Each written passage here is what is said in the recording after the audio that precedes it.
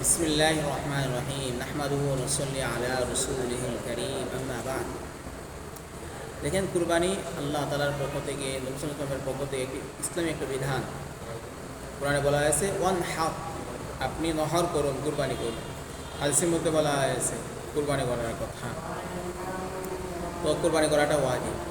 আকিকার কথাও বলা হয়েছে। আকিকা একটা শিশু সন্তান যখন জন্মগ্রহণ করে, ছেলে হলে একটি ছাগল, দুইটি ছাগল দিয়ে, আর মেয়ে হলে একটি ছাগল দিয়ে আকিকা করা। তো এটা হলো কি আকিকা। তবে কেউ যদি গরু দিয়ে আকিকা করতে চায়, উট দিয়ে আকিকা করতে চায়, এটাও করতে পারে।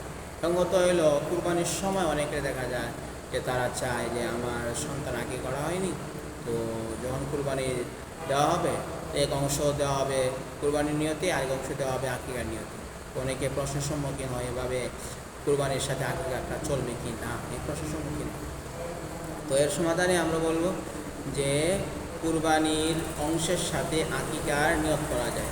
মনে করেন একজন ব্যক্তি একটা গরুর মধ্যে দুই অংশ শরীক হয়েছে, দুই অংশ শরীক হইলে পরে যে এক অংশ সে রাখলো যে কুরবানির নিয়তে, আর একটা অংশ রাখলো সে আকিকার নিয়তে, অসুবিধা নেই। বা একজন মানুষ, সে তার পরিবারে একাই সে একটা গরু কুরবানি দিতেছে, তো সে চার অংশ সে রাখলো হলো যে কুরবানির নিয়তে, বাকি আরও কয়েক অংশ সে আকিকার নিয়তে সে জবাই দিল।